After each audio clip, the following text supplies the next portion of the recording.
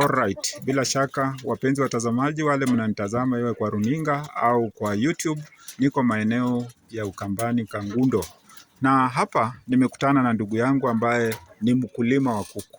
Ndugu, habari yako? Mzuri sana. Pengine tueleze majina. Mimi naitwa Charles Kinanga. Charles. Yes. Naona unafanya kazi ya ukulima wa kuku. Yes. Ni nini haswa kilikushawishi ukaona uanze shughuli hii ya kufuga kuku? Ni wakati nilikuwa nanunua mayai, nikaona iko very expensive. So nikaona ni vizuri ni produce yangu. Yes. Sasa Bwana Charles. Yes.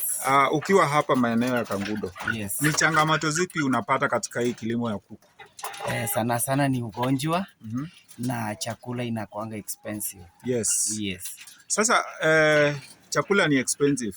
Wewe sasa ushakubali chakula ni expensive, ung'ang'ane tu ama kuna mbinu umekuja nayo ya kutafuta chakula bila kugharamika zaidi? Nilikuja na mbinu na unajua kuku wanapenda greens sana. So nikapanda sukuma. So kuku nawekea chakula asubuhi kiasi na wakati ya sukuma nawekea. Sawa. Bwana Charles. Yes. Wewe ungependa kuambia aje Wakenya wengine wale ambao hawaamini kwamba kilimo inalipa? Kilimo inalipa, ni kitu naweza sema ni kuwa lazima ukuwe na bidii na lazima utafute mbinu za kukusustain so that usitegemee chakula ikuumize kwa mfuko. Yes. Na upande wa maji? Maji mimi nililima kisima ya kawaida, nikatafuta pump, nikaweka tank.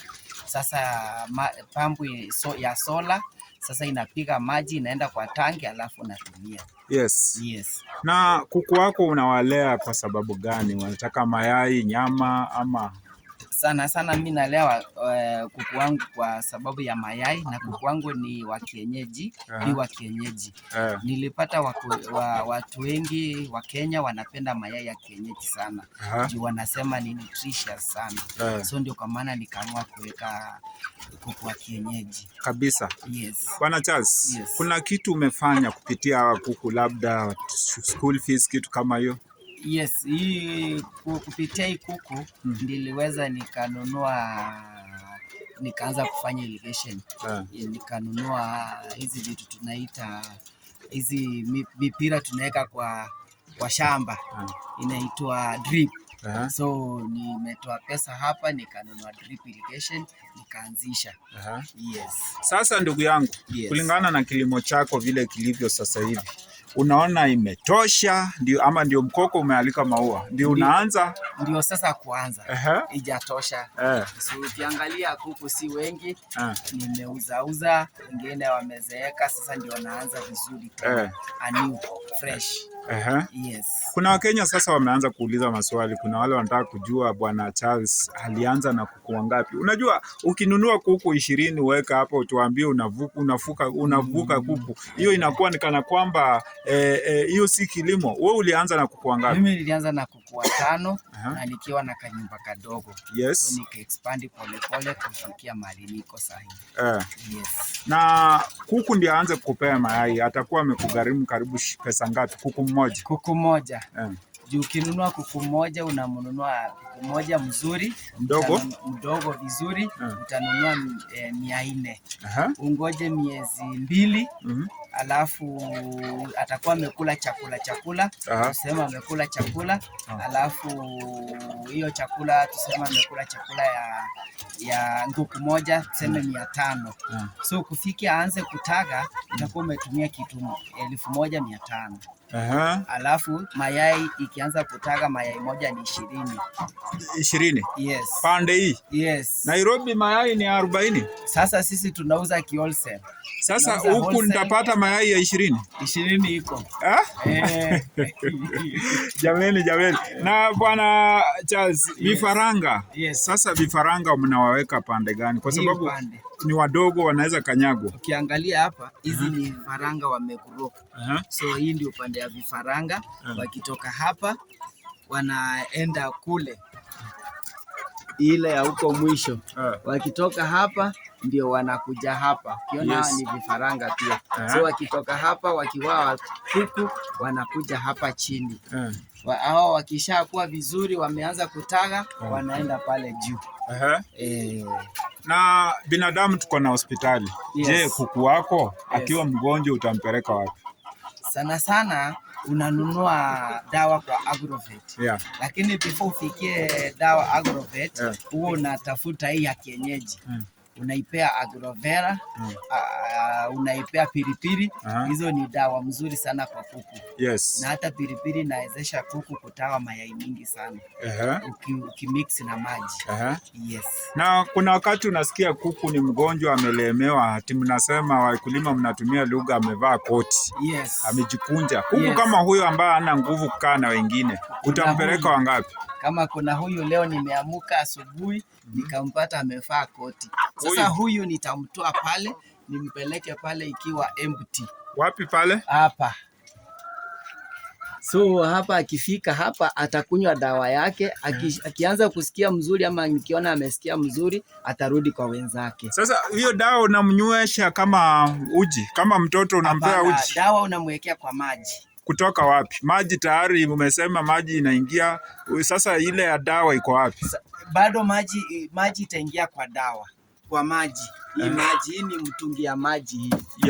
Sasa dawa inawekwa hapo, kuku zote watakunywa. Lakini ukiona amezidiwa, utatafuta ka container kake kadogo, ka maji, alafu ndio unamwekea akunywe peke yake dawa. Na soko ya kuku unaona aje? Ungependa kusema nini? Unajua serikali inasikia. Soko ya kuku hiko. Wakenya wanapenda kuku kienyeji. Si ile ya kuzunguka. So sana sana utapata ukipeleka Nairobi, utapata soko haraka sana. So soko ya kuku iko. Iko. Na tunaona kidogo, tusonge kidogo Bwana Charles. Ingia tu uko kwako sasa, unajua sisi ndio waoga saa hii. Naona umechanganya hawa kanga na kuku. Kanga nao maisha yake kwa vipi? Kanga ni kama kuku. Chakula tofauti? Chakula wanakula chakula same. Hakuna tofauti. Hawa nimewaleta wawili ndio waweze kunizalisha, wasalishe zingine nyingi. Sasa wanataga mayai? Wanataga mayai. Na ndume? Hiyo ni ndume na kike. Ni ndume na kike? Huwezi tofautisha. Ni size moja? Ni size moja. Na sasa mayai ya kanga italaliwa na nani? Yeye mwenyewe tu ama unaweka kwa kuku? Yeye mwenyewe tu. Siku zinatoshana ama kuku yatangoja mpaka? Mayai yake ya kanga inaendanga 30 days. So tofauti ya kama siku tofauti ya siku 9. So kitu utafanya, utaekea kuku, kama ni kuku ikishaungua vifaranga utazitoa usiku. Bado iachie ile mayai juu kuku yeye ataendelea kulala mpaka angue. So wewe unaambia aje Wakenya wale wengine ambao kidogo wanazembea? Unajua huko nje watu wamelala tu, wanasema serikali saidia, serikali saidia. Ile kitu naweza ambia Wakenya ni moja. Kuku inalisha, kuku iko na pesa. Na kuku inakuanga ni pia apart from kufuga commercial, pia unaweza tumia for domestic. Ukisikia kama wewe unakula nyama, wewe unakuja hapo unachukua, unachinja, watoto wanakula. Bwana Charles, tukimalizia, sisi tumekuja tu kutembea. Nairobi kitu inaendelea huko. Rais Ruto anapeana nyumba za bei nafuu, affordable. Je, unaunga mkono mambo ya affordable house? Kwa sababu hiyo sasa ndio agenda. Sasa si hata nitakuja kuitisha hii affordable. Pesa nitatoa hapa nilete affordable. Unataka ukuwe na kamoja huko Nairobi, ukuwe landlord. Asante, nashukuru. Tutarudi tena wakati mwingine. Mungu akubariki. Angalau tumejifunza mawili matatu. Na ni ndani ya kilimo biashara. Asante. Ni ndani ya kilimo na biashara. Asante. Asante pia.